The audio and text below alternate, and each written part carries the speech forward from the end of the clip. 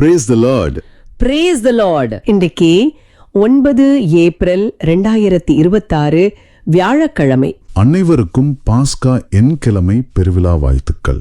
ஆமா, உங்கள் அனைவருக்கும் எங்களது அன்பான வாழ்த்துக்கள். இன்றைய வார்த்தை வலையொலி குடும்பத்தினர் அனைவருக்கும் இந்த திருவிவிலிய வாசகங்களின் ஆழமான பார்வைக்கு அன்பான வரவேற்பு. நேராகிய உங்களை எங்கள் உரையாடலில் மூன்றாமவராக இணைத்துக் கொள்வதில் பெரும் மகிழ்ச்சி அடைகிறோம். இந்த நாளை நமக்கு கொடுத்த ஆண்டவருக்கு நன்றி செலுத்தி ஒரு சிறிய ஜபத்தோடு இந்த ஆழமான பார்வையை தொடங்குவோம். கண்டிப்பா ஜெபிப்போம். தந்தை, மகன், தூய ஆவியின் பெயராலே ஆமென். ஆமென். எங்கள் அன்பு தந்தையே, இந்த அற்புதமான நாளுக்காக உமக்கு நாங்க நன்றி செலுத்துறோம். ஆண்டவரே, மரணத்தை வென்று உயிர்த்தெழுந்து இருளில் இருந்த சீடர்களுக்கு ஒளியாகவும் அச்சத்தில் இருந்தவர்களுக்கு அமைதியாகவும் வந்தீரே, உமக்கு நன்றி.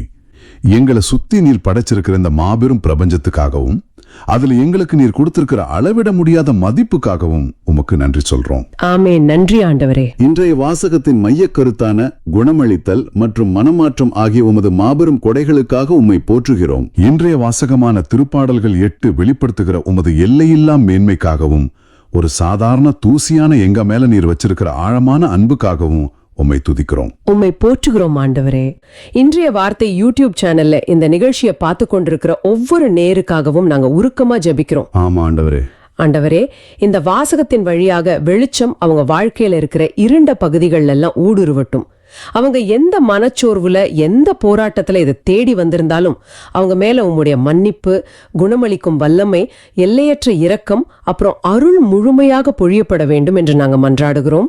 அவங்க உள்ளத்துல இருக்கிற அச்சம் விலகி உம்முடைய அமைதியை அவங்களை ஆட்கொள்ளட்டும். ஆமென். உமது வல்லமையையும் அமைதியையும் தாரும்.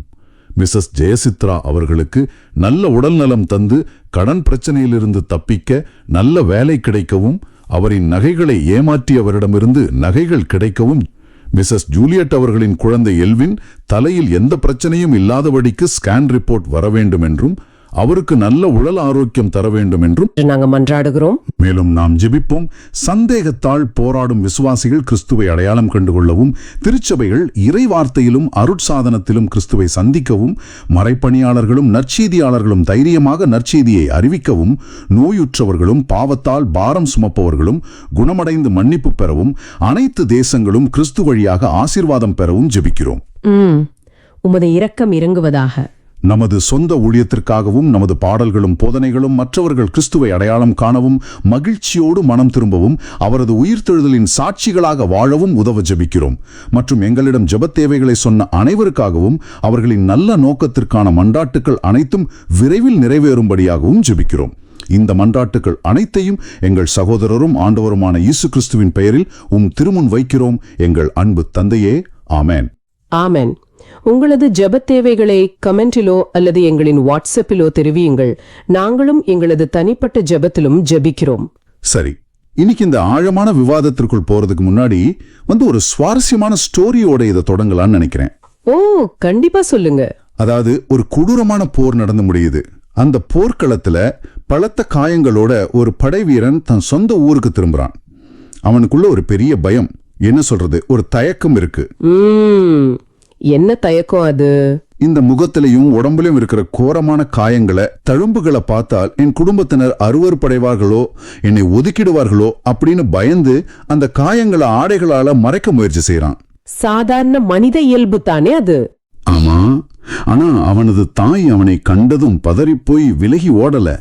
மாறாக ஓடி போய் அந்த காயங்கள்ல முத்தமிட்டு அவனை கட்டி அணைத்து சொல்றாங்க, மகனே, இந்த காயங்கள் உனது தோல்வியின் அடையாளம் அல்ல, எங்கள் மீதான உனது அன்பின் தழும்புகள், எங்களுக்காக நீ கொடுத்த விலையின் அடையாளம் அப்படின்னு அரவணைக்கிறாங்க. ஆஹா, ரொம்ப ஆழமான ஒரு நிகழ்வு இது. மனித உளவியல மிக துல்லியமாக படம் பிடித்து காட்டுற ஒரு அருமையான தொடக்கம். நேயர்களுக்கும் இந்த ஸ்டோரி ரொம்ப நெருக்கமா இருக்கும்னு நினைக்கிறேன். கண்டிப்பா. நமது இயல்பு என்னவென்றால் நமது குறைகளையும் காயங்களையும் மற்றவர்களிடமிருந்தே மறைக்கவே நாம் எப்போதும் முற்படுவோம். ஆனா இன்றைய திருவிவிலிய வாசகங்களை உற்று நோக்கினால் ஆண்டவர் இதற்கு முற்றிலும் நேர்மாறான ஒரு அணுகுமுறையை கையாளுறாரு அப்படிங்கிறது புரியும். சரியா சொன்னீங்க. இன்னைக்கு நாம எடுத்துக்கிட்ட லூக்கா நற்செய்தி 24வது அதிகாரம், திருத்தூதர் பணிகள் 3வது அதிகாரம், திருப்பாடல்கள் 8 மற்றும் திருத்தந்தை 14ஆம் லியோ அவர்களின் சிந்தனை, இது எல்லாமே இதேதான் சுட்டி காட்டுது. ஆமா, கொடுக்கப்பட்டிருக்கிற நற்செய்தி வாசகத்தை, அதாவது லூக்கா நற்செய்தி 24ஆம் அதிகாரம் 35ல இருந்து 48 வரைக்கும் உள்ள பகுதியை ரொம்ப ஆழமா அலச போறோம். இதோட பின்னணியை நாம கொஞ்சம் பார்க்கணும். இது உயிர்த்த ஞாயிறு அன்னைக்கு மாலை நேரத்துல நடக்கிற ஒரு விஷயம். எம்மா ஊருக்கு போன அந்த 2 சீடர்கள் திரும்பி வர்ற நேரம். சரியா? அவங்க வழியில ஆண்டவரை சந்திச்சுட்டு அவர் அப்பத்தை பிட்டு கொடுக்கும்போது அவர் யார் அப்படின்னு உணர்ந்துகிட்டு ரொம்ப வேக வேகமா எருசலேமுக்கு ஓடி வராங்க. வியர்த்து விறுவிறுக்க ஓடி வந்து மூச்சரைக்க நாங்க ஆண்டவரை பார்த்தோம் அப்படின்னு மத்த சீடர்கள் கிட்ட சொல்றாங்க. ஆமா, அந்த அறைக்குள்ள ஒரு பரிந்தரமான குழப்பம் இருக்கு. பேதுருவும் தான் ஆண்டவரை கண்டதா சொல்றாரு. வெளியில யூதர்களுக்கு பயந்து கதவெல்லாம் பூட்டி வச்சிருக்காங்க. ஒரு விதமான திகில் பிடிச்ச மனநிலையில அவங்க இருக்காங்க. கரெக்ட். இந்த மாதிரி ஒரு கொந்தளிப்பான சூழ்நிலையில தான் அவங்க இப்படி பேசிக்கிட்டு இருக்கும் போதே இயேசு அவங்க நடுவுல வந்து நிக்கிறாரு. நின்னுட்டு உங்களுக்கு அமைதி உரித்தாகுக அப்படின்னு சொல்றாரு. இங்கதான் எனக்கு ஒரு பெரிய கேள்வி வருது. நேர்களுக்கும் இந்த கேள்வி வரலாம். அதாவது திருப்பாடல்கள் 118:24 நம்ம வாசிக்கிறோம், ஆண்டவர் தோற்றுவித்த வெற்றியின் நாள் இதுவே, இன்று அக்களிப்போம் அகமகிழ்வோம் அப்படின்னு. ஆமா, உயிர்ப்பின் நாள் ஒரு மாபெரும் வெற்றியின் நாள் தானே. ஆனா 37வது வசனத்துல என்ன சொல்லிருக்கு? அவர்கள் திகிலுற்று அச்சம் நிறைந்தவர்களாய் ஒரு ஆவியை காண்பதாய் நினைத்தார்கள் அப்படின்னு இருக்கு. உண்மைதான். எம்மாவு சீடர்கள் நற்செய்தியை உறுதிப்படுத்திட்டாங்க. ஆண்டவரே நேர்ல நிக்கிறாரு. அப்புறம் ஏன் இந்த பயம்? உயிர்த்த செய்தியை கேட்ட பிறகும் ஏன் அவங்க பேய கண்ட மாதிரி பயப்படணும்? இது மனித உளவியலோட ஒரு ரொம்ப நுட்பமான வெளிப்பாடு அப்படின்னு சொல்லலாம். எப்படி சொல்றீங்க?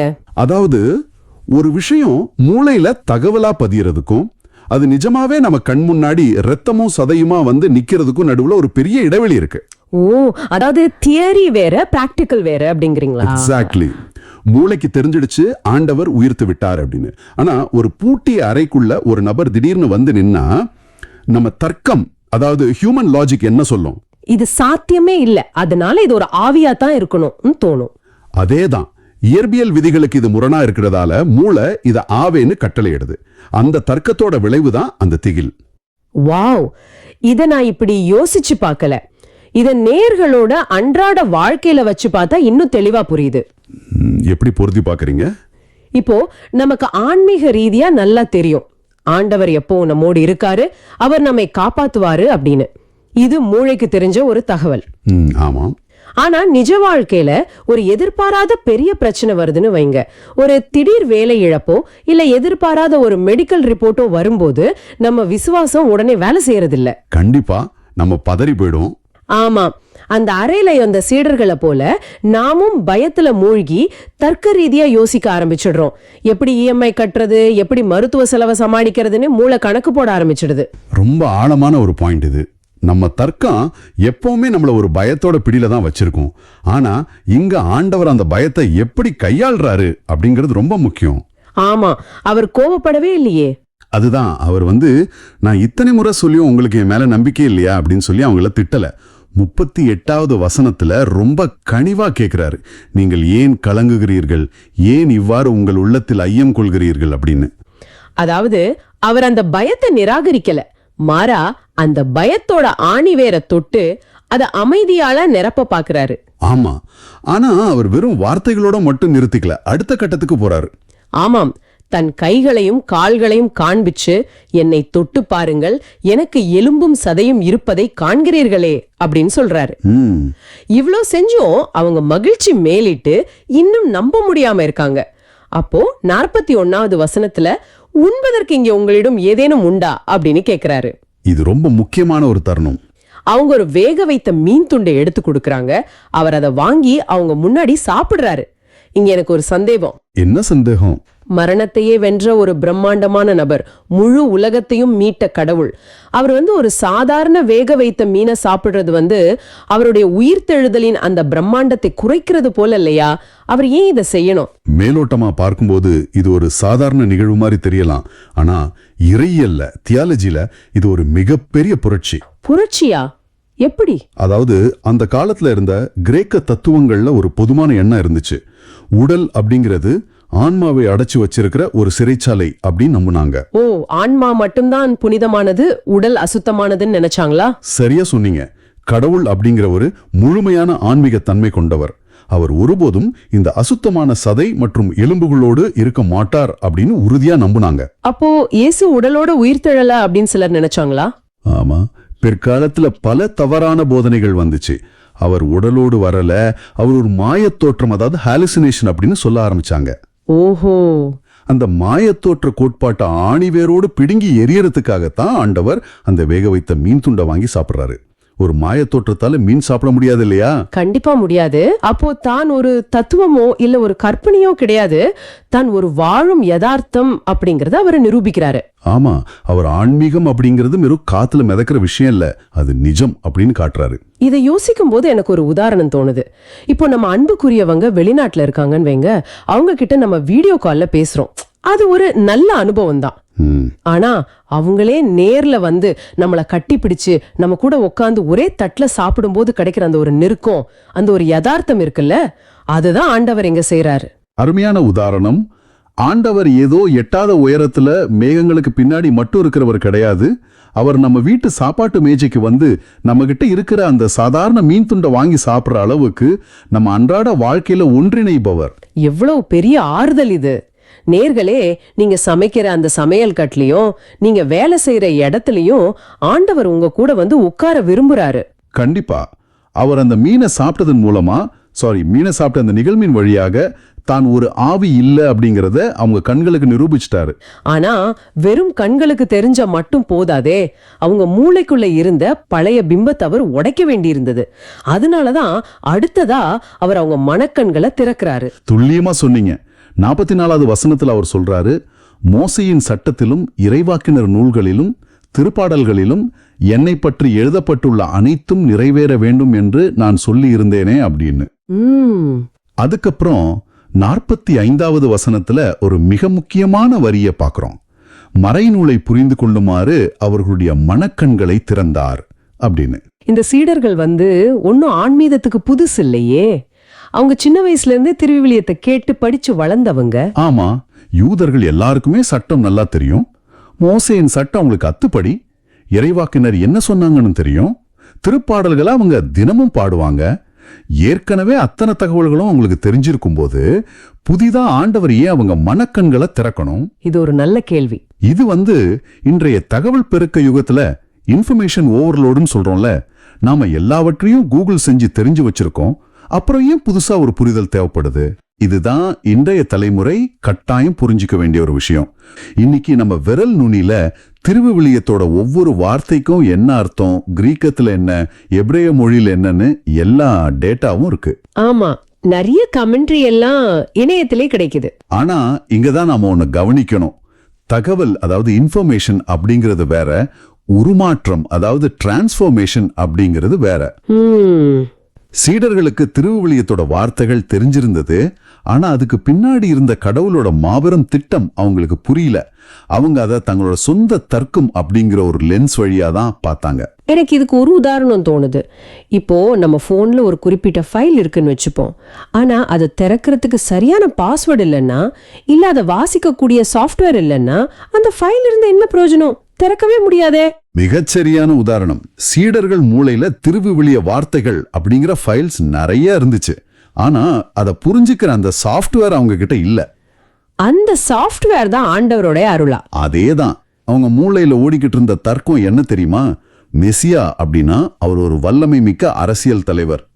அவர் வந்து ரோமியர்களை விரட்டி அடிச்சு இஸ்ரேல் அரசை திரும்பவும் நிறுவுவாரு அப்படிங்கிறது தான். அவங்கள ஒரு மாபெரும் போர் வீரன் எதிர்பார்த்தாங்க. ஆமா, ஆனா இயேசு என்ன சொல்றாரு? 46வது வசனத்தை பாருங்க. மெசியா துன்புற்று இறந்து 3ஆம் நாள் உயிர் தள்ள வேண்டும் என்று எழுதியுள்ளது அப்படின்னு சொல்றாரு. ஏசாயா இறைவாக்கினர் சொன்ன அந்த துன்புறும் ஊழியன் அப்படிங்கிற கருத்தை அவங்க படிச்சிருப்பாங்க. ஆனா அது மெசியாவை குறிக்குது அப்படிங்கறத அவங்க மூளை ஏத்துக்க மறுத்துடுச்சு.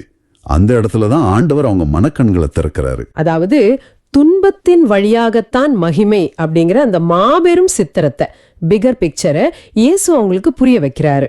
ஆமா, அந்த புதிய லென்ஸை, அந்த புதிய சாஃப்ட்வேர் ஆண்டவர் கொடுக்கும்போது தான், ஓ இதுக்காக தான் இவ்வளோ பாடுகளும் நடந்ததா அப்படின்னு அவங்களுக்கு புரிய ஆரம்பிக்குது. இது நிஜமாவே ஆச்சரியமா இருக்கு. வெறும் மூளைய வச்சுக்கிட்டு நம்மால கடவுளை புரிஞ்சுக்கவே முடியாது. நேர்களே, நாமும் கூட எத்தனையோ முறை திருவிவிலியத்தை வாசிச்சிருப்போம். எல்லாமே தெரிஞ்ச வசனங்களா தான் இருக்கும். ஆனா ஏதோ ஒரு நாள், ஆமா, ஏதோ ஒரு நாள் ஒரு சாதாரண வசனம் திடீர் நம்ம மனசுக்குள்ள ஒரு பெரிய மின்னலை வெட்டினார் போல ஒரு வெளிச்சத்தை கொடுக்கும். அதுதான் ஆண்டவர் நம்ம மனக்கண்களை திறக்கிற தருணம். கண்டிப்பா நம்ம வாழ்க்கையில நடக்கிற பல துன்பங்களுக்கும் வலிகளுக்கும் நமக்கு காரணம் புரியாம இருக்கலாம். நாமும் சீடர்களை போல ஏன் இந்த தோல்வி அப்படின்னு குழம்பலாம்.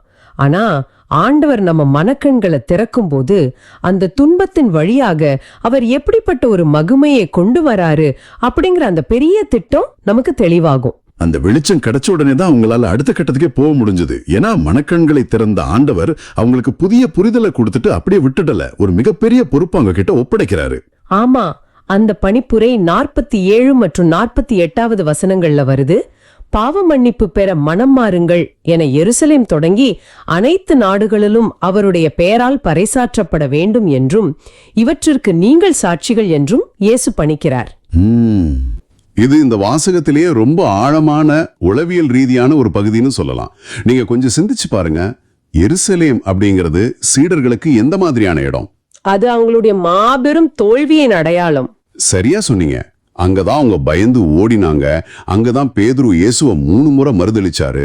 இயேசு சிலுவையில் அறையப்பட்டு அவமானப்பட்டு இறந்தது எல்லாமே அந்த எருசலேம்ல தான். அப்போ எருசலேம் அப்படின்னாலே சீடர்களுக்கு பயம், குற்ற உணர்ச்சி, அவமானம், துரோகம், இது எல்லாம் தான் ஞாபகத்துக்கு வரும். இயல்பா ஒரு மனிதன் என்ன நினைப்பான்? தான் அவமானப்பட்ட இடத்தை விட்டு ஓடிடணும்னு தானே நினைப்பான். ஆமா, அந்த பக்கமே தலை வச்சு படுக்க மாட்டோம். ஆனா ஆண்டவர் என்ன சொல்றாரு தெரியுமா? நீங்கள் எங்கு பயந்து தோற்று போனீர்களோ, எங்கு நீங்கள் கோழைகளாக ஓடி வந்தீர்களோ, அதே எருசலேமிலிருந்து, அதே அவமானத்தின் மண்ணிலிருந்து உங்கள் சாட்சிய வாழ்வை தொடங்குங்கள் அப்படின்னு பணிக்கிறார். வாவ், இத கேட்கும்போதே ரொம்ப உணர்ச்சிகரமா இருக்கு. நேயர்களே, நாமெல்லாம் எங்க தோத்து போறோமோ அந்த இடத்தை விட்டு ஓடிடணும், வேற எங்கேயாவது போய் புதுசா ஒரு வாழ்க்கையை ஆரம்பிக்கணும்னு தான் நினைப்போம். ஆமா, நம்ம தோல்வியோட வடுக்களை யாருக்கும் காட்ட நாம விரும்ப மாட்டோம். ஆனா ஆண்டவர் நம்ம தோல்வியான இடத்தையே நம்ம சாட்சியத்தின் அடித்தளமா மாத்துறாரு. நேயர்களே, இப்ப நீங்க யோசிச்சு பாருங்க, உங்களுடைய எருசலேம் எது? ரொம்ப முக்கியமான கேள்வி இது. ஒருவேளை அது நீங்க அவமானப்பட்டு நின்ற உங்களுடைய வேலை செய்யற இடமா இருக்கலாம், ஆபீஸ்ல நடந்த ஒரு மீட்டிங்கா இருக்கலாம், அல்லது உங்களால காப்பாற்ற முடியாத உடைந்து போன ஒரு குடும்ப உறவா இருக்கலாம். இந்த இடத்துல இனிமேல் எனக்கு எந்த மரியாதையும் இல்ல, இங்க நான் எப்படி தலை நிமிர்ந்து நடப்பது அப்படின்னு நீங்க நினைக்கிற அந்த இடம்தான் உங்களுடைய எருசலேம். ஆமா, ஆண்டவர் உங்களை அந்த இடத்துல இருந்து தப்பிச்சு ஓட சொல்லல. எந்த இடத்துல உங்களுடைய கண்ணீர் சிந்தப்பட்டதோ, எந்த இடத்துல நீங்க உடைஞ்சு போனீங்களோ, அங்கேயே அவருடைய உயிர்த்தெழுதலின் வல்லமையை கொண்டு வர சொல்றாரு. உடைந்த சூழ்நிலைக்குள்ளேயே மன்னிப்பையும் மனம் மாறுதலையும் விதக சொல்றாரு. இவற்றுக்கு நீங்கள் சாட்சிகள் அப்படின்னு அவர் அன்னைக்கு அந்த மூடி அறையில சொன்னது வெறும் பேதுருக்கும் யோவானுக்கும் மட்டும் இல்ல, இன்னைக்கு இந்த நிகழ்ச்சியை பார்த்து கொண்டிருக்கிற ஒவ்வொருவருக்கும் சேர்த்துதான் அவர் அந்த பணிபுரிய தர்றாரு. நேயர்களே, ஒரு நிமிஷம் இத ஆழமா யோசிச்சு பாருங்க. உங்க வாழ்க்கையில நடந்த மிகப்பெரிய அவமானங்கள், உங்களுடைய பலவீனங்கள் வெளிப்பட்ட அந்த தருணங்கள், அது வெறும் காயங்கள் கிடையாது. கண்டிப்பா இல்ல. ஆண்டவர் தொடும்போது அவை மற்றவர்களுடைய காயங்களை ஆற்றுவதற்கான ஒரு தகுதிக்கான சான்றிதழ் மாதிரி மாறிடுது. அந்த காயங்களோட நீங்க இன்னைக்கு எங்க நிக்க போறீங்க? நாம சீடர்களை போல இயேசுவை பற்றி வெளியே பேசிக்கிட்டு மட்டுமே இருக்க போறோமா? ஆமா, அவர் வல்லவர் நல்லவர்னு வார்த்தைகளால் மட்டும் புகழ்ந்துட்டு அதே மூடிய அறைக்குள்ள அதே பழைய தர்க்கங்களோடு பயந்து ஒடுங்கி உட்கார்ந்திருக்க போறோமா? அல்லது அவர் நம்ம நிஜ வாழ்க்கைக்குள்ள வர, நம்ம எருசலேமோட தோல்விகளுக்குள்ள ஊடுருவ, நம்ம கிட்ட இருக்கிற அந்த சாதாரண மீன் துண்டை வாங்கி சாப்பிட அவர் அனுமதிக்க போறோமா? நேயர்களே, உங்க கைகள்ல இருக்கிற அந்த வேக வைத்த மீனை, அதாவது உங்க அன்றாட வாழ்க்கையோட சலிப்புகளை, வழிகளை, சாதாரண தருணங்களை அவர்கிட்ட கொடுக்க நீங்க தயாரா இருக்கீங்களா? அவர் அதை ஏற்றுக்கொண்டு உங்க மனக்கண்களை திறந்து உங்க தோல்வியின் இடத்தையே சாட்சியத்தின் மேடையாக மாற்றுவார் அப்படிங்கிறது தான் இன்றைய சிந்தனையோட உச்சக்கட்டம். ஆமென். திருத்தந்தை 4ஆம் லியோ அவங்களோட சிந்தனை நமக்கு மிகப்பெரிய வெளிச்சத்தை தருது. அவர் ஒரு ஆழமான கேள்வியை எழுப்புறாரு. என்ன கேள்வி அது? அதாவது, உயிர்த்தெழுந்த மகிமையான உடல்ல ஆண்டவர் ஏன் அந்த பயங்கரமான வலியின் அடையாளங்களை, அந்த தழும்புகளை தக்க வைத்துக் கொள்ளணும்? அவர் நினைச்சிருந்தா அதை மறைச்சிருக்கலாமே. ஆமா, அவர் மகிமைப்படுத்தப்பட்ட உடலோடு தானே வராரு. அப்போ அந்த காயங்கள் தேவையில்லையே. அதுதான் விஷயம். திருத்தந்தை விளக்குவது போல இயேசு தனது பாடுகளோடு முழுமையாக ஒப்புரவாகிவிட்டார். அதாவது அந்த வலிகளையும் அவமானங்களையும் அவர் கடந்து வந்துட்டாரு. அவரிடம் எந்த ஒரு கசப்புணர்வும் பழிவாங்கும் எண்ணமும் இல்ல. ஓ, அப்போ அந்த காயங்கள் ஒரு குற்றச்சாட்டா இல்ல? கிடையவே கிடையாது. தன்னை காட்டி கொடுத்தவர்களை குற்றப்படுத்த அவர் அந்த காயங்களை காட்டல. மாறாக அவங்களோட துரோகத்தை விட தன் அன்பு பல மடங்கு வலிமையானது அப்படிங்கறத நிரூபிக்கவே அந்த தழும்புகளை காட்டுறாரு. இதை கேட்கும்போது மனிதர்களாகிய நமக்கும் ஆண்டவருக்கும் உள்ள மிகப்பெரிய வேறுபாடு புரியுது. பொதுவா யாராவது நமக்கு ஒரு பெரிய துரோகம் செஞ்சுட்டா நாம் என்ன பண்ணுவோம்? நம்ம காயங்களை அவங்க கிட்ட காட்டி அவங்கள குற்றவாளியாக்குவோம். சரியா சொன்னீங்க. பார், உன்னால் நான் எவ்வளவு கஷ்டப்பட்டேன் தெரியுமா, நீ என்னை என்ன செய்து விட்டாய் அப்படின்னு அவங்களுக்கு ஒரு குற்ற உணர்ச்சியை ஏற்படுத்துவோம். ஆனா ஆண்டவர் இதை முற்றிலும் நேர்மாறாக பயன்படுத்துறாரு. இது வியப்பாக இல்லையா? கண்டிப்பா. அவர் அந்த காயங்களை ஒரு அன்பின் பரிசா அவங்கள விடுவிக்கும் ஒரு திறவுகோலாக பயன்படுத்துறாரு. இது சாதாரண மனித சிந்தனைக்கு அப்பாற்பட்ட விஷயம். ஆமா நேயர்களே, இது உங்களை நேரடியாக கேட்கும் ஒரு கேள்வி. உங்கள் வாழ்விலும் நீங்கள் பலமுறை ஆண்டவரை விட்டு விலகிச் சென்றிருக்கலாம். பல தவறுகளால் குற்ற உணர்ச்சியில் முடங்கி போய் நான் எப்படி மீண்டும் ஆண்டவரிடம் செல்வது அப்படின்னு அந்த பூட்டி அறைக்குள் இருந்த சீடர்களைப் போல நீங்களும் பயத்தில் இருக்கலாம். ஆனா அவர் நம்ம தோல்விகளை பார்த்து விலகி போறவர் கிடையாது. உண்மைதான். ஆண்டவர் உங்களை தண்டிக்கவோ உங்கள் தோல்விகளைக் கண்டு பின்வாங்கவோ வரல. உங்களை அரவணைக்கவே தன் காயங்களோடு உங்களிடம் தன் அமைதியை தர வராரு. இந்த உண்மையான நிஜமான அனுபவம் தான் சீடர்களை அடியோடு மாற்றுது. பயந்து நடுங்கி பூட்டி அறைக்குள் இருந்தவங்க எப்படி உலகையே மாற்றும் சாட்சிகளாக மாறினாங்க அப்படிங்கிறதுக்கான விடை திருத்தூதர் பணிகள் 3வது அதிகாரத்துல இருக்கு. இப்போ அந்த வாசகத்துக்குள்ள போவோம். அதாவது திருத்தூதர் பணிகள் 3ஆம் அதிகாரம் 11ஆம் வசனத்துல பாத்தீங்கன்னா, அந்த முடக்குவாதமுற்ற மனிதர் குணமடைந்த நிகழ்வுக்கு பிறகு மக்கள் எல்லாரும் அப்படியே திகச்சு போய் கூடி வராங்க. சாலமன் மண்டபத்துல கூடி வராங்க. சரியா? எக்ஸாக்ட்லி. அவங்களுக்கு ஒரே ஆச்சரியம். இத்தனை வருஷமா நடக்க முடியாம இருந்த ஒருத்தர் இப்ப குதிச்சு நடக்கிறாரேன்னு அந்த பகுதியில் இருந்த எல்லாருமே பேதுருவையும் யோவானையும் உற்று பாக்குறாங்க. ஆனா எனக்கு என்ன தோணுதுன்னா, அந்த மக்களோட ஆச்சரியம் முழுசும் அந்த அற்புதத்தை செஞ்ச ஆண்டவர் மேல இல்ல. பின்ன யார் மேல இருந்துச்சு? முழுசும் பேதுருவும் யோவானும் மேலதான் இருந்துச்சு. இவங்க தான் ஏதோ மாயாஜலம் பண்ணிட்டாங்கன்னா அவங்கள ஆச்சரியமா பாக்குறாங்க. ஆமா, தப்பான இடத்துல ஆச்சரியப்படுறாங்க. இதை பார்க்கும்போது எனக்கு ஒரு விஷயம் ஞாபகம் வருது. இப்போ நீங்க ஒரு மியூசியம் போறீங்க, அங்க ஒரு அற்புதமான ஓவியம் இருக்குன்னு வச்சுக்கோங்க. ஓகே. அதை பார்த்துட்டு வாவ், இந்த ஓவியர் எவ்வளவு அழகா வரைஞ்சிருக்காருன்னு அந்த படைப்பாளியை பாராட்டாம இந்த தூரிகை எவ்வளவு சூப்பரா பெயிண்ட் அடிச்சிருக்குன்னு யாராவது அந்த தூரிகையை பாராட்டுவாங்களா? கண்டிப்பா மாட்டாங்க. அது ரொம்ப வேடிக்கையா இருக்கும். அது மாதிரிதான் அந்த மக்கள் பேதுருவையும் யோவானையும் பாக்குறாங்க. நம்ம வாழ்க்கையிலையும் அற்புதங்களை செய்யும் ஆண்டவரை மறந்துட்டு மனிதர்களையும் கருவிகளையும் தேடி ஓடுறோமே, அது ஏன்? நீங்க சொன்ன அந்த ஓவியம் மற்றும் தூரிகை ஒப்பீடு ரொம்ப துல்லியமானது. இது மனிதர்களோட இயல்பு. எப்படி சொல்றீங்க? அதாவது நம்ம கண்களுக்கு என்ன நேரடியா தெரியுதோ அதைத்தான் நம்ம மனசு முதல்ல கொண்டாடும். அந்த மக்கள் அந்த தூரிகையையே தெய்வமா பார்க்க ஆரம்பிச்சிட்டாங்க. உண்மைதான். இன்னைக்கும் நம்ம வீடுகள்லயோ மருத்துவமனைகள்லயோ ஒரு பெரிய நலம் கிடைக்கும் போது நாம அந்த மருத்துவரையோ அல்லது மருந்தையும் கொண்டாடுறோம். ஆனா அந்த நலத்தை கொடுத்த ஆண்டவரை ஈஸியா மறந்து விடுறோம். ஆமா, நாம பல நேரங்கள்ல அதைத்தான் செய்யறோம். ஆனா இங்க நீங்க பேதுருவோட மனநிலைய கவனிக்கணும். அவருக்கு கிடைச்ச அந்த புகழ அவர் ஒரு நொடி கூட தனக்குன்னு வச்சுக்கல. உடனே அதை மாத்திடுறாரு இல்லையா? ஆமா. நீங்க ஏன் எங்களை ஆச்சரியமா பாக்குறீங்க? எங்களோட சொந்த வல்லமையாலேயோ பற்றுதலாலேயோ இவரை நாங்க நடக்க வச்ச மாதிரி ஏன் நினைக்கிறீங்க? உடனே ஒரு பெரிய கேள்வியை மக்கள் முன்னாடி வைக்கிறார். எனக்கு இங்க ஒரு சந்தேகம் வருது. என்ன சந்தேகம்? பொதுவா நம்ம மூலமா நம்ம வழியா ஒரு நல்ல காரியம் நடக்கும்போது யாராவது நீங்க ரொம்ப சூப்பரா செஞ்சிட்டீங்கன்னு பாராட்டினா நாம என்ன செய்வோம்? நாம கொஞ்சம் பெருமைப்படுவோம். ஆமா, எல்லாம் ஆண்டவர் செயல்னு வெளியில ஒரு வார்த்தை சொல்லிட்டு அந்த புகழ்ல நாமளும் கொஞ்சம் உள்ளுக்குள்ள ரசிப்போம் இல்லையா? ஆனா பேதுரு அப்படி எந்த ஒரு சுய பெருமைக்கும் இடம் கொடுக்கலையே. ஏன் அவர் இவ்வளவு உறுதியா அந்த புகழை தட்டி கழிக்கிறார்? அதுக்கு ஒரு முக்கியமான காரணம் இருக்கு. பேதுருவுக்கு தன்னுடைய சொந்த பலவீனம் என்னன்னு ரொம்ப ஆழமா தெரியும். ஓ, அவர் இயேசுவை மறுதலிச்சதை சொல்றீங்களா? எக்ஸாக்ட்லி. கொஞ்ச நாளைக்கு முன்னாடிதான் இருட்டுல இயேசுவ அவரை எனக்கு தெரியாதுன்னு மறுதலிச்சவர் அவர். ஆமா. அதனால தன் சொந்த பலத்தால ஒரு சின்ன துரும்ப கூட அசைக்க முடியாதுன்னு அவர் ரொம்ப நல்லா உணர்ந்திருந்தார். அதனால அந்த புகழின் திசைய ஆபிரகாம், ஈசாக்கு, யாக்கோபு ஆகியோரின் ஆண்டவருக்கே அவர் உடனடியாக திருப்புகிறார். அதாவது உண்மையான ஓவியரை காட்டுறார். ஆமா, எங்க மூதாதையரின் ஆண்டவர் இயேசுவை பெருமைப்படுத்தியதால் தான் இது நடந்ததுன்னு உண்மையான காரணத்தை மக்களுக்கு காட்டுகிறார். இது நேயர்கள் சிந்திக்க வேண்டிய ஒரு விஷயம். கண்டிப்பா. நீங்க உங்க வாழ்க்கையில கொஞ்சம் யோசிச்சு பாருங்க. உங்களுக்கு ஏதாவது ஒரு வெற்றி கிடைக்கும் போது நீங்க அந்த ஓவியரை நினைச்சு பாக்குறீங்களா, அல்லது தூரிகையே பெருமையா கட்டிப்பிடிச்சிட்டு இருக்கீங்களா? அருமையான கேள்வி. ஆனா பேதுரு இதோட நிறுத்தலையே. அடுத்த அந்த மக்கள் செஞ்ச ஒரு மாபெரும் முரண்பாட்டை ரொம்ப தைரியமா முகத்துக்கு நேரா சுட்டி காட்டுறார்.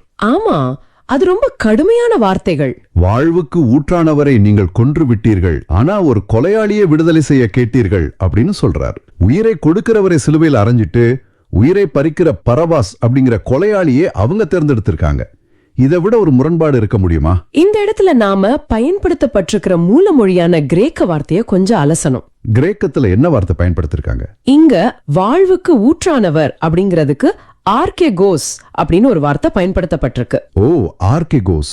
அதுக்கு என்ன அர்த்தம்? இது வெறும் உயிரை கொடுப்பவர் அப்படிங்கறது மட்டும் குறிக்கல, அவரே வாழ்வின் ஆதாரம், அவரே வாழ்வின் தலைவர் என்பதை குறிக்குது. அதாவது சோர்ஸ் ஆஃப் லைஃப். ஆமா, இப்போ நீங்க உங்க வீட்டுக்கு வர்ற மெயின் வாட்டர் பைப்பையே அடைச்சிட்டு வீட்ல தண்ணீர் வரலையேன்னு கவலைப்பட்டா அது எவ்வளவு பெரிய முரண்பாடு. அவங்க அந்த வாழ்வின் ஊற்றையே அடைச்சிட்டாங்க. ஒரு நிமிஷம், இந்த இடத்துல நான் ஒண்ணு கேட்கணும். கேளுங்க. அந்த காலத்துல இருந்த மக்கள் அப்படி ஒரு முட்டாள்தனத்தை செஞ்சாங்க, கொலையாளிய கேட்டாங்கன்னு நாம ஈஸியா தீர்ப்பு சொல்லிடலாம். ஆனா இன்னைக்கு இதை கேட்டுட்டு இருக்கிற நம்ம வாழ்க்கைக்கு இது எப்படி பொருந்தும்? ரொம்ப முக்கியமான கேள்வி இது. நாமும் பல நேரங்கள்ல நமக்கு நிலைவாழ்வு தரக்கூடிய இயேசுவை விட்டுட்டு நம்ம ஆன்மாவை அழிக்கக்கூடிய பல விஷயங்களை செல்லமா வளர்க்கிறோமே. கண்டிப்பா. அது ஒரு தீய பழக்கமா இருக்கலாம், பண ஆசையா இருக்கலாம், அல்லது ஒரு தவறான உறவா இருக்கலாம். இதுவும் ஒரு வகையில அந்த கொலையாளியை தேர்ந்தெடுக்கிறது மாதிரி தானே? எந்த சந்தேகமும் இல்ல. நம்ம அன்றாடம் செய்யக்கூடிய பல சின்ன சின்ன தேர்வுகள்ல கூட இந்த முரண்பாடு ஒளிஞ்சிருக்கு. ஆண்டவர் நமக்கு ஒரு அமைதியான வாழ்க்கைய, நிலை வாழ்வை கொடுக்க தயாரா இருக்கார். ஆனா நாம நம்ம நிம்மதியா அழிக்கக்கூடிய, நம்ம ஆன்மாவை கொல்லக்கூடிய கோபம், பொறாமை, பழிவாங்கும் எண்ணம் மாதிரியான கொலையாளிகளை தான் அடிக்கடி விடுதலை செய்ய சொல்றோம். ஓஹோ, ரொம்ப ஆழமான சிந்தனை இது. இதத்தான் பேதுரு ரொம்ப ஆழமா உணர்த்துறார். அந்த ஊற்றையே அடைச்சிட்டு நாம ஒரு வறண்ட பாலைவனத்தை நோக்கி ஓடிட்டு இருக்கோம். ஆண்டவர் இயேசு வெறும் வழிகாட்டி மட்டுமல்ல, அவரே வழி, அவரே அந்த ஊற்று. அப்ப அடைக்கப்பட்ட அந்த ஊற்றை திரும்ப திறக்கிறது எப்படி? இயேசுவை மறுதலிச்சிட்டோம், கொலையாளியை தேர்ந்தெடுத்துட்டோம், இனி வழியே இல்லையா? வழி இருக்கு. பேதுரு அதை தெளிவா சொல்றார். ஆமா, அவர் அந்த முடவர் எப்படி குணமானார்னு சொல்லும்போது இயேசுவின் பெயரே இவருக்கு வலுவூட்டியது, அவர் பெயர் மீது கொண்டிருந்த நம்பிக்கையால தான் இது நடந்ததுன்னு சொல்றார். இங்க எனக்கு ஒரு சந்தேகம். சொல்லுவோம். இங்கே இயேசுவின் பெயர் அப்படிங்கிறது ஏதோ ஒரு மேஜிக் வார்த்தை மாதிரி செயல்படுதா? நான் இப்ப கஷ்டத்துல இருக்கேன், இயேசுவேன்னு ஒரு 10 முறை சொன்னா உடனே எல்லாம் சரியாயிடுமா? இல்ல, பெயர் என்பது வெறும் உச்சரிப்பு கிடையாது. நீங்க ஒரு சட்ட ரீதியான ஆவணத்தை யோசிச்சு பாருங்க. எந்த மாதிரி ஆவணம்? பவர் ஆஃப் அட்டார்னி அப்படின்னு சொல்லுவாங்களே, கேள்விப்பட்டிருக்கீங்களா? ஆமா, ஒருத்தருக்கு பதிலா இன்னொருத்தர் பொறுப்பெடுப்பது. அதேதான். ஒருவருடைய பெயரை கொண்டு நீங்க செயல்படும் போது அந்த நபருடைய முழு அதிகாரமும் பொறுப்பும் சொத்தும் உங்ககிட்ட வருது இல்லையா? அது போலத்தான் இயேசுவின் பெயர். ஓஹோ, அப்போ இயேசுவின் பெயரை கூறுவது என்பது அவருடைய முழு அதிகாரத்தையும் அவர் சம்பாதித்த குணமாக்கும் வல்லமையையும் நம்ம அன்றாட வாழ்க்கையின் பாடுகளுக்குள் அழைப்பதுன்னு சொல்றீங்க. ஆமாம். அந்த முடவர் வெறும் இயேசு என்ற ஒலியை நம்பல, அந்த பேருக்கு பின்னாடி இருக்கிற வல்லமைய, அந்த நபரின் முழு அதிகாரத்தை நம்பினார். வாவ், இது ரொம்ப நம்பிக்கையை கொடுக்குது.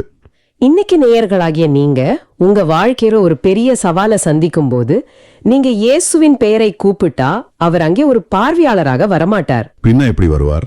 தம்முடைய முழு அதிகாரத்தோடு அந்த சவாலை எதிர்கொள்ளும் நபராகவே உங்களுக்காக நிற்பார். இந்த ஆழமான நம்பிக்கை தான் அந்த முடவருக்கு முழுமையான உடல் நலத்தை கொடுத்துச்சு. உங்க உடைந்த மனதுக்கும் ஆன்மாவுக்கும் அதே வல்லமை இன்றும் கிடைக்கும். இதுவரைக்கும் ஒரு தெளிவான புரிதல் கிடைக்குது. அன்பர்களே, நீங்களும் உங்கள் தலைவர்களும் அறியாமையினாலேயே இப்படி செய்து விட்டீர்கள் என எனக்கு தெரியும் அப்படின்னு சொல்றார். எனக்கு இது புரியவே இல்லை. எப்படி அவங்க செஞ்சது அறியாமை ஆகும்? நியாயமான கேள்விதான். கொஞ்ச நாட்களுக்கு முன்னாடி தானே இதே மக்கள் கூடி நின்னு இவனை சிலுவையில் அறையும்னு கத்தி தீர்ப்பு வாங்கினாங்க. அவங்களுக்கு நல்லா தெரிஞ்சுதானே செஞ்சாங்க. பேதுரு அவங்கள ரொம்ப ஈஸியா தப்பிக்க விடுறாருன்னு தோணுது. நீங்க கேக்குறது ரொம்ப இயல்பான ஒரு கோணம். வெளியில இருந்து பார்க்கும்போது அது திட்டமிட்ட கொலை மாதிரி தான் தெரியும். ஆனா ஆண்டவரோட பார்வை மனிதர்களோட பார்வையை விட ரொம்ப வித்தியாசமானது. எப்படி வித்தியாசப்படுது? சிலுவையில தொங்கும்போது இயேசுவை என்ன சொன்னாரு? தந்தையே, இவர்களை மன்னியும், தாங்கள் செய்வது இன்னதென்று அறியாதிருக்கிறார்கள்னு சொன்னார். ஆமா, அந்த வார்த்தைகள் ரொம்ப பிரபலம். அதாவது அவங்க ஒரு மனிதனை கொல்றோம்னு நினைச்சாங்க. ஆனா தங்களோட சொந்த மீட்பரையே, இறைமகன் இயேசுவையே கொல்றோங்கிற அந்த ஆன்மீக பரிமாணம் அவங்களுக்கு தெரியல. ஓ, அந்த அர்த்தத்துல அறியாமன்னு சொல்றார். இல்லாம பேதுருவுக்கும் தன்னுடைய சொந்த அறியாமையின் கசப்பு தெரியும். அவரும் மறுதலித்தவர் தானே. ஆமா, அவரும் அந்த வழியில வந்தவர் தான். அதனால ஆண்டவர் தனக்கு கொடுத்த அதே மன்னிப்பை இப்போ அவர் அந்த மக்களுக்கும் கொடுக்கிறார். அது எனக்கு ரொம்ப ஆச்சரியமா இருக்கு. இன்னைக்கு இருக்கிற நவீன உலகத்துல பாத்தீங்கன்னா, ஒருத்தர் ஒரு சின்ன தப்பு பண்ணிட்டா கூட சமூக வலைதளங்கள்ல அவரை முற்றிலுமாக ஒதுக்கிடுறோம். ஆமா, இந்த கேன்சல் கல்ச்சர் அப்படிங்கிற மனநிலை தான் இன்னைக்கு அதிகமா இருக்கு. நீ ஒரு தப்பு பண்ணிட்ட, இனிமேல் உனக்கு மன்னிப்பே கிடையாதுன்னு தூக்கி எறிஞ்சிடுறோம். ஆனா இங்க ஆண்டவரையே கொலை செய்தவர்களை பார்த்து அன்பர்களேன்னு கூப்பிடுறார். அதுதான் ஆண்டவரின் அன்பின் ஆழம். அவங்க செஞ்ச மாபெரும் தவறுக்கு ஒரு காரணமும் கொடுத்து அவங்கள மன்னிப்பை நோக்கி கூப்பிடுறார். இது இன்னைக்கு இருக்கிற நமக்கு எவ்வளவு பெரிய சவால். இதுதான் ஆண்டவரின் மன்னிப்புக்கும் மனிதர்களின் பழிவாங்கும் குணத்துக்கும் உள்ள பெரிய வித்தியாசம். மனிதர்கள் தண்டிப்பதற்காக காத்திருக்கிறார்கள், ஆனா ஆண்டவர் எப்படி இவர்களை காப்பாற்றுவது என்று காத்திருக்கிறார். வாவ், ரொம்ப அருமையான சிந்தனை. அறியாமையால செஞ்ச தவறுக்கு மனமாற்றம் தான் தீர்வே தவிர அழிவல்ல. அதனாலதான் பேதுரு ரொம்ப அன்பா, உங்கள் பாவங்கள் போக்கப்படும் பொருட்டு மனம் மாறி அவரிடம் திரும்புங்கள்னு ஒரு அழைப்பை கொடுக்கிறார். அப்போ மனமாற்றம் அப்படிங்கிறது நம்மள நாமளே தண்டிச்சுக்கிற ஒரு விஷயம் கிடையாது. கண்டிப்பா கிடையாது. ஆனா அந்த மனமாற்றத்துக்கு அப்புறம் என்ன நடக்கும்? ஏன்னா நிறைய பேருக்கு ஒரு பயம் இருக்கு, நான் தப்ப ஒத்துக்கிட்டா எனக்கு தண்டனை கிடைக்குமோன்னு. அந்த பயமே தேவையில்லை. ஏன்னா பேதுரு ஒரு அற்புதமான வாக்குறுதியை கொடுக்கிறார். ஆண்டவர் புத்துயிர் அளிக்கும் காலத்தை அருளி உங்களுக்காக ஏற்படுத்திய இயேசுவை அனுப்புவார்னு சொல்றார். புத்துயிர் அளிக்கும் காலம் கேட்கவே ரொம்ப நல்லா இருக்கு. மனமாற்றம் அப்படிங்கிறது ஒரு தண்டனை காலம் கிடையாது. அது புத்துயிர் அளிக்கும் காலத்தின் தொடக்கம். ஒரு செடியில இருக்கிற காய்ந்த இலைகளை வெட்டி எறிந்தால்தான் புது துளிர் வரும் இல்லையா? ஆமா, கண்டிப்பா. அதே போல நம்ம தவறுகளை உணர்ந்து திரும்பும் போது ஆண்டவர் ஒரு புதிய ஆசிர்வாதத்தின் காலத்தை, ஒரு புத்துணர்ச்சியை நமக்கு தருகிறார். திருவிவிலியத்தில் இறைவாக்கினர் உரைத்தபடி யாவும் சீர்படுத்தப்படும் அந்த காலத்திற்காக நாம் தயாராக வேண்டும். அதைத் தொடர்ந்து மோசே, சாமுவேல் போன்ற இறைவாக்கினர் உரைத்ததை எல்லாம் பேதுரு நினைவுபடுத்துறார். வரலாற்று பின்னணிய சொல்றார். குறிப்பா தொன்மை காலத்துல உன் மரபினர் வழியாக மண்ணின் மக்களினங்கள் அனைத்தும் ஆசி பெறும் என ஆபிரகாமுக்கு கொடுக்கப்பட்ட உடன்படிக்கையும் இன்னைக்கு நிறைவேறுகிறதுன்னு சொல்றார். தொடக்க நூல் முதல் சொல்லப்பட்ட இந்த வாக்குறுதிகள் எல்லாம் இப்போ முழுமை பெறுது. ஆமாம், அந்த உடன்படிக்கை ரொம்ப முக்கியமானது. ஆனா எனக்கு ஒரு ஆர்வம், இந்த மாபெரும் ஆசீர்வாதம் எங்க ஊர் மூலையில இதை கேட்டுட்டு இருக்கிற ஒரு நேருக்கு நீங்க சொல்ற இந்த புத்துயிர் அளிக்கும் காலத்தோட எப்படி தொடர்பு படுது? இது எப்படி அவங்களுக்கு சொந்தமாகுது? அந்த உடன்படிக்கைக்கு உரிமை கொண்டாடுபவர்கள் வேற யாரும் இல்ல, நாம் தான். நாம தானா? ஆமா, ஆண்டவர் உலக மக்கள் அனைவரையும், குறிப்பாக இதை கேட்கும் நேயர்களாகிய நம்மையும் ஆசீர்வதிக்க விரும்புகிறார். இயேசுவின் வழியாக அந்த ஆசீர்வாதம் இன்று ஒவ்வொரு மனிதனுக்கும் நேரடியாக வருகிறது. ஆனா அந்த ஆசீர்வாதம்னா என்ன? நாம என்ன நினைக்கிறோம்? ஆசீர்வாதம்னா நிறைய பணம் கிடைக்கிறது, நல்ல வேலை கிடைக்கிறது, உடம்ப நல்லா இருக்கிறதுன்னு மட்டும் நினைக்கிறோம். ஆமா, பொதுவா அப்படிதான் நினைப்போம். ஆனா உண்மையான ஆசீர்வாதம் என்னன்னு ஒரு தெளிவான பதில இந்த பகுதியின் இறுதி வசனம் சொல்லுது. என்ன சொல்லுது? நீங்கள் அனைவரும் உங்கள் தீய செயல்களை விட்டு விலகி ஆசி பெற்றுக் கொள்வதற்காகவே கடவுள் தம் ஊழியரை தோன்ற செய்து முதல் உங்களிடம் அனுப்பினார் அப்படின்னு முடியுது. ஓ, அப்போ தீய செயல்களை விட்டு விலகுவதுதான் அந்த ஆசீர்வாதமே. கண்டிப்பா. நம்ம தீய பழக்கங்களிலிருந்தும் பாவங்களிலிருந்தும் விடுதலையாகி ஆண்டவரை நோக்கி திரும்புவதுதான் நமக்கான மிகப்பெரிய ஆசீர்வாதம். அதுதான் உண்மையான விடுதலை. ஆமா, பணம் புகழ் என்பதையெல்லாம் தாண்டி நிலை வாழ்வுக்கான இந்த ஆசீர்வாதத்தையே ஆண்டவர் நமக்கு தருகிறார். ஒரு மனிதன் தன்னை அழித்துக் கொள்ளும் பாதையிலிருந்து திரும்பி தன் படைப்பாளரை நோக்கி வரும்போது கிடைக்கும் அந்த விடுதலைதான் ஆபிரகாமுக்கு கொடுக்கப்பட்ட ஆசீர்வாதத்தின் முழுமையான வடிவம். இவ்வளவு நேரம் நாம அலசின விஷயங்கள்ல இருந்து ஒரு தெளிவான பாதை நமக்கு கிடைச்சிருக்கு. கண்டிப்பா. நேர்களே, நாம அறியாமையில தப்பு பண்ணிருக்கலாம், நம்மள அழிக்கக்கூடிய அந்த கொலையாளிய பலமுறை தேர்ந்தெடுத்திருக்கலாம், அற்புதங்களை அனுபவிச்சுட்டு அந்த புகழ ஆண்டவருக்கு கொடுக்காம மனிதர்களை பாராட்டி இருக்கலாம். ஆமா. ஆனா ஆண்டவர் இன்னைக்கும் ஒரு புத்துயிரளிக்கும் காலத்தை கொடுக்க காத்திருக்கிறார். நீங்க உங்க வாழ்க்கையில கொஞ்சம் சிந்தித்து பாருங்கள். இயேசுவே உங்கள் வாழ்வின் ஊற்று என்றால் இன்று நீங்கள் தூக்கி எறிய வேண்டிய அந்த கொலையாளி எது? உங்கள் ஆன்மாவை அழித்துக் கொண்டிருக்கும் அந்த தீய பழக்கம், பழிவாங்கும் எண்ணம் அல்லது தவறான உறவு எதுவாக இருந்தாலும் அதை இன்றே விட்டுவிடுங்கள். அந்த வறண்ட பாலைவனத்தை விட்டு வெளியே வந்து வாழ்வின் ஊற்றை தேடி பிடியுங்கள். தனது கடந்த கால தோல்வியை நினைத்து பேதுரு முடங்கி போகல, மாறாக தான் பெற்ற அந்த விடுதலையை மற்றவர்களுக்கும் பகிரும் ஒரு கருவியாக அவர் மாறிட்டாரு. நேயர்களே, இது உங்க வாழ்க்கையோட பொருத்தி பாருங்க. உங்களின் கடந்த கால தவறுகளோ பலவீனங்களோ உங்களை நற்செய்தியின் சாட்சியாக வாழ்வதிலிருந்து ஒருபோதும் தடுத்து நிறுத்த முடியாது.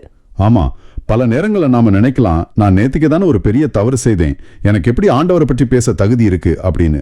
பெற்றுக்கொண்ட நீங்க உங்கள் குடும்பத்திலையும் வேலை செய்யும் இடத்திலையும் மற்றவர்களையும் அந்த மன்னிப்பை நோக்கி அழைக்கும் தைரியத்தை பெற வேணும்.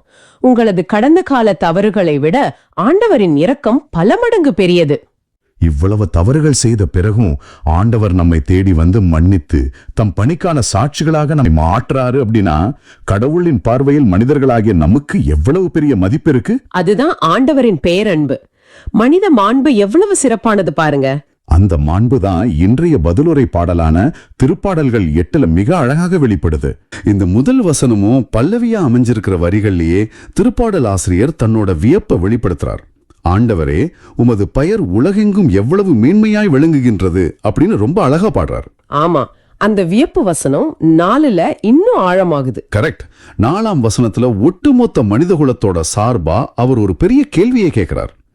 மனிதரே, நீர் நினைவில் கொள்வதற்கு அவர்கள் யார்? மனித பிறவிகளை நீர் ஒரு பொருட்டாக எண்ணுவதற்கு அவர்கள் எம்மாத்திரம் அப்படின்னு கேட்கிறார். இது ரொம்ப நியாயமான கேள்விதான். இப்ப பாத்தீங்கன்னா, நைட்ல நாம மொட்டை மாடியில தனியா படுத்துட்டு நட்சத்திரங்கள் நிறைஞ்ச அந்த வானத்தை பார்க்கும்போது நமக்கு ஒரு உணர்வு வரும்.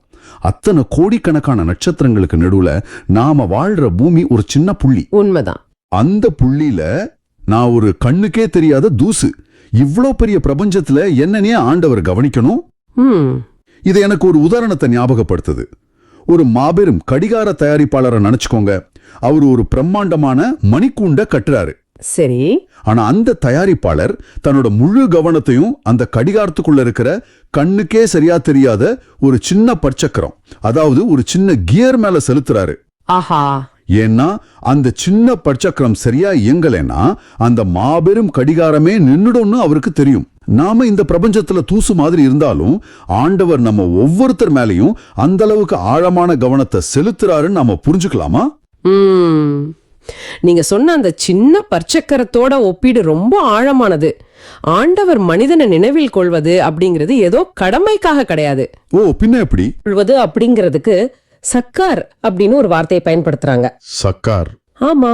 நாம பொதுவா நினைவில் கொள்வதுன்னா என்ன நினைப்போம்? ஒருத்தரோட பிறந்த நாளை மூளையில சேமிச்சு வச்சு விஷ் பண்ற மாதிரி ஏதோ ஒரு டேட்டா அப்படின்னு நினைப்போம். ஆமா, அப்படிதானே நாம புரிஞ்சுப்போம்.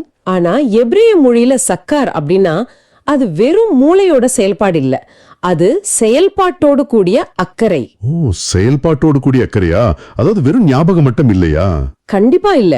ஆண்டவர் உங்களை நினைவில் கொள்கிறார்னா அவர் ஏதோ தூரத்து உலகத்திலிருந்து உங்களை வேடிக்கை பாக்குறாருன்னு அர்த்தம் இல்ல. மாறா, அவர் உங்க வாழ்வோட ஒவ்வொரு அசைவுலையும் உங்க இன்ப துன்பங்கள்லயும் தீவிரமா களமிறங்கி உங்களுக்காக செயல்படுறாருன்னு அர்த்தம். உதாரணத்துக்கு, நோவாவோட காலத்துல வெள்ளம் வந்தப்போ கடவுள் நோவாவை நினைவு கூர்ந்தார். இதுக்கு அர்த்தம் கடவுள் நோவாவை மறந்து போய் திடீர்னு ஞாபகப்படுத்திக்கிட்டார்னு இல்ல. கடவுள் நோவாவை காப்பாத்துற செயல்ல இறங்கினார் அப்படிங்கிறது தான் அதோட உண்மையான பொருள். ஆனா இங்கதான் ஒரு பெரிய யதார்த்த முரண்பாடு வருது. நீங்க சொல்றது கேட்கறதுக்கு ரொம்ப அழகா இருக்கு. ஆனா இதை இப்ப பார்த்துட்டு இருக்கிற ஒருத்தர் ஒருவேளை ரொம்ப ஆழமான மனச்சோர்வுல, அதாவது டிப்ரெஷன்ல இருக்கலாம். நான் யாருக்கும் முக்கியம் இல்ல, என் வலியை புரிஞ்சுக்க யாரும் இல்லைன்னு அவர் கதறிட்டு இருக்கலாம். உண்மைதான். நிறைய பேர் அப்படி ஒரு இருள்ல இருக்காங்க. அந்த மாதிரி இருக்கிறவங்க இந்த சக்கார் அப்படிங்கிற செயல்பாடோடு கூடிய அக்கறைய எப்படி தங்களோட வாழ்வுல உணர்றது? எல்லாமே கைமீறி போயிடுச்சுன்னு நினைக்கிறவங்களுக்கு இது எப்படி நடைமுறை உதவியா மாறும்? அந்த விரக்தியான மனநிலை முற்றிலும் நியாயமானதுதான்.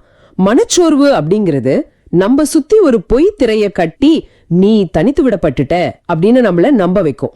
ஆமா, அது ரொம்ப கொடூரமான ஒரு உணர்வு. ஆனா சக்கார் அப்படிங்கிறது அந்த திரைய கிழிக்கிற உண்மை. செயல்பாட்டோட கூடிய அக்கறை அப்படின்னா நம்மளோட எல்லா பிரச்சனைகளையும் ஆண்டவர் உடனே ஒரு மேஜிக் மாதிரி தீத்துடுவாருன்னு அர்த்தம் கிடையாது. பின்ன எப்படி புரிஞ்சுக்கிறது? அதாவது அந்த பிரச்சனை அப்படிங்கிற பள்ளத்தாக்குல நீங்க நடக்கும்போது அவர் உங்களுடனே கூடவே நடந்து அந்த வலிய சுமக்கிறாரு அப்படிங்கிறது தான். ஓ, நீங்க அழும்போது உங்க கண்ணீரை அவர் ஒருபோதும் வீணாக்குறது இல்ல.